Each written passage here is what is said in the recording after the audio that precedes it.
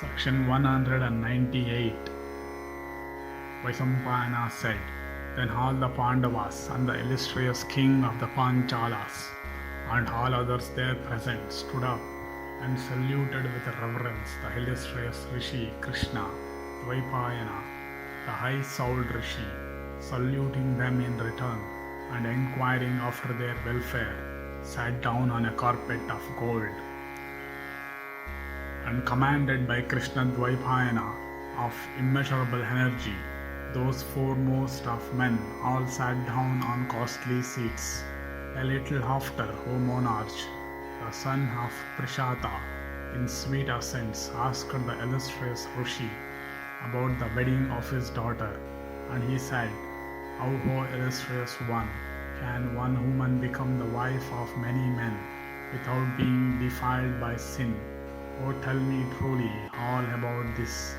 Hearing these words, Vyasa replied, This practice, O king, being opposed to usage and the Vedas has become absolute. I desire, however, to hear what the opinion of each of you is upon this matter. Hearing these words of the Rishi, Drupada spoke first saying, The practice is sinful in my opinion, being opposed to both usage and the Vedas. O best of Brahmanas, nowhere have I seen many men having one wife. The illustrious ones also of former ages never had such a usage amongst them. The wise should never commit a sin. I therefore can never make up mind to act in this way. This practice always appeareth to me to be of doubtful morality. Drupada had ceased. Dhristadyumna spoke, saying, O bull amongst Brahmanas, O thou of ascetic wealth, how can, O Brahmana, the elder brother, if he is of a good disposition, approach the wife of his younger brother? The ways of morality are ever subtle, and therefore we know them not. We cannot therefore say what is comfortable to morality and what not. We cannot do such a deed, therefore, with a safe conscience. Indeed, O Brahmana, I cannot say, Let Draupadi become the common wife of 5 brothers.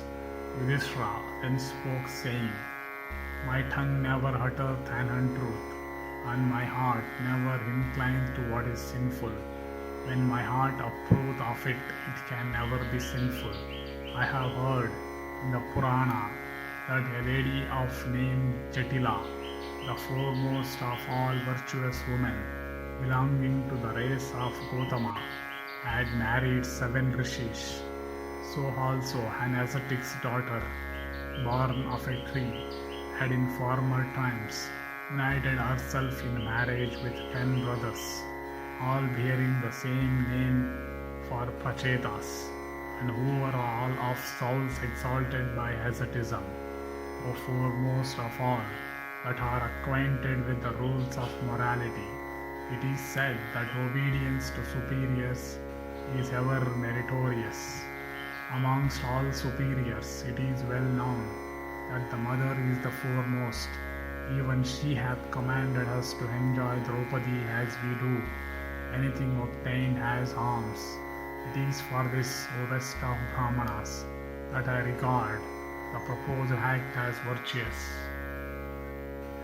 Kunti then said, The act is even so, as the virtuous Yudhishthira had said.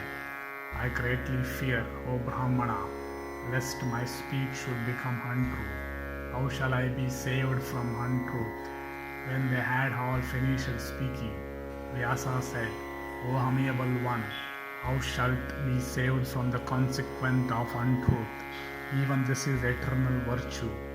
I will not, O king of the Panchalas, discourse on this before you all, but thou alone shalt listen to me when I disclose how this practice hath been established, and why it is to be regarded as old and eternal. There is no doubt that what Yudhishthira had said is quite conformable to virtue. Vaisambhayana continued, Then the illustrious Vyasa, the master Dwaipayana, rose and taking hold of Drupada's hand, led him to a private apartment. The Pandavas and Kunti and Drishtadhyumna of Prishata's race sat there, waiting for the return of Vyasa and Drupada. Meantime, Dwaipayana began his discourse with the illustrious monarch for explaining how the practice of polyhedry could not be regarded as sinful.